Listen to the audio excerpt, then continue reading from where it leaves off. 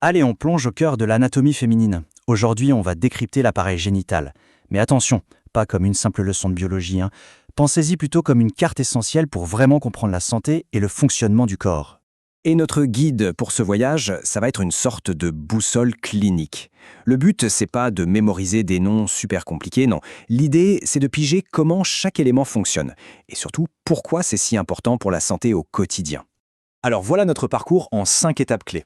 On va partir de l'entrée pour aller jusqu'aux fondations et on va voir comment chaque pièce de ce puzzle anatomique joue un rôle absolument essentiel. Bon, c'est parti, on oublie tout de suite la terminologie pure et dure. Ce qui nous intéresse vraiment, c'est l'architecture, la façon dont tout ça est agencé. Comment est-ce que la disposition précise des organes peut bien influencer les examens médicaux et le fonctionnement de l'ensemble? Parce que oui, chaque angle, chaque emplacement, ça compte. On commence donc par le vagin. Évidemment, on pense tout de suite à son rôle dans la reproduction. Mais d'un point de vue médical, c'est bien plus que ça. C'est la porte d'entrée principale pour les examens, les diagnostics et même pour certaines interventions chirurgicales. C'est la voie royale en quelque sorte. 135 à 145 degrés. Bon, ce chiffre peut sembler un peu technique, un peu abstrait, mais en pratique, il est absolument fondamental. On va voir pourquoi tout de suite. Cet angle, en fait, c'est tout simplement la courbure naturelle du vagin. Pour un gynécologue, c'est la toute première information à connaître pour pouvoir guider ses instruments avec précision et bien sûr sans inconfort. C'est la première coordonnée sur notre boussole clinique. Et ce qui est fascinant, c'est que cet angle n'est pas du tout fixe, il est super dynamique. Sous une pression abdominale, par exemple, quand on pousse, hop, il s'aplatit. Et à l'inverse, quand les muscles du plancher pelvien se contractent, il se resserre. C'est d'une structure qui a une réactivité assez surprenante. Allez, on continue avec un petit recoin anatomique qui est pourtant crucial, le cul-de-sac de Douglas. Il faut l'imaginer comme le point le plus bas de la cavité abdominale. Et ça, c'est un indicateur de diagnostic super précieux. Pourquoi? Parce qu'en cas d'hémorragie interne ou d'infection, c'est pile à cet endroit que les liquides vont venir s'accumuler. Et ça permet de les détecter lors d'un examen. On poursuit notre exploration avec l'utérus, qu'on peut voir comme le cœur dynamique du système. C'est un organe musculaire, creux, oui, mais c'est surtout une véritable merveille d'adaptation. Il est capable de transformations incroyables, que ce soit pendant les cycles menstruels ou bien sûr lors d'une grossesse. Et voilà un autre angle clé, 100 à 120 degrés. Cette fois, on parle de l'inclinaison de l'utérus lui-même.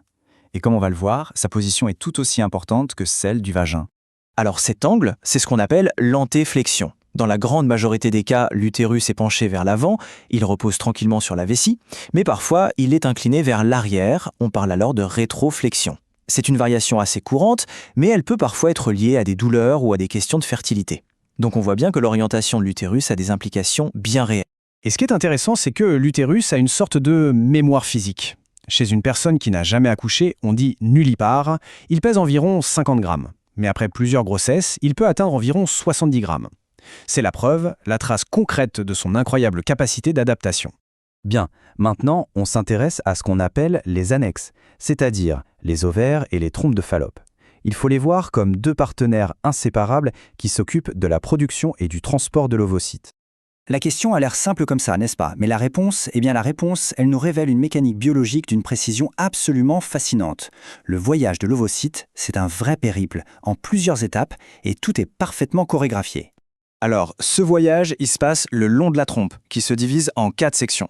Tout commence avec l'infinibulum, avec ses petites franges qui agissent un peu comme une main pour venir cueillir l'ovocyte à la surface de l'ovaire. Ensuite, direction l'ampoule, c'est la partie la plus large et c'est souvent là que la fécondation a lieu. Le trajet continue dans l'isthme, un passage plus étroit, pour enfin arriver dans la partie utérine qui traverse carrément la paroi de l'utérus.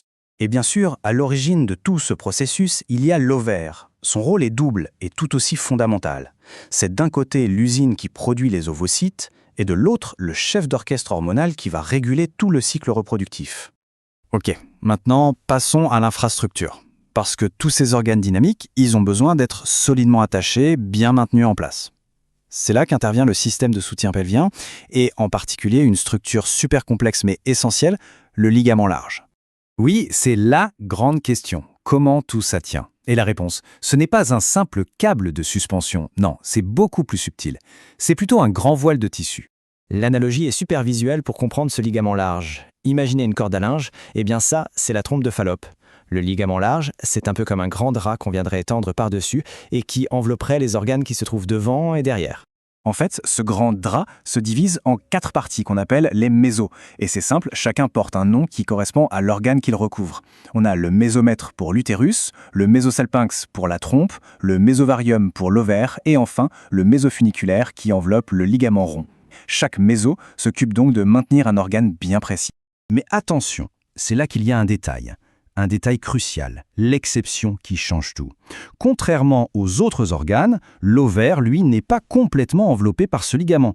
Non, il est simplement suspendu par le mésovarium, ce qui fait que sa surface reste libre, en contact direct avec la cavité abdominale. Et c'est là qu'on comprend toute l'importance clinique de l'anatomie.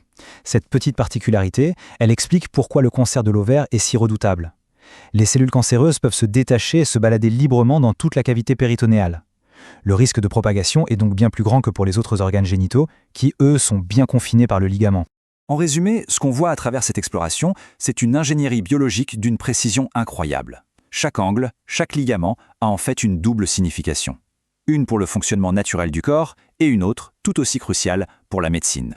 Quand on y pense, la complexité, la finesse de système, c'est vertigineux. Et ça soulève une question fondamentale. Face à une mécanique aussi précise, quelle importance faut-il accorder au suivi régulier, aux soins préventifs, pour en préserver l'équilibre? C'est une question qui, je pense, mérite qu'on y réfléchisse.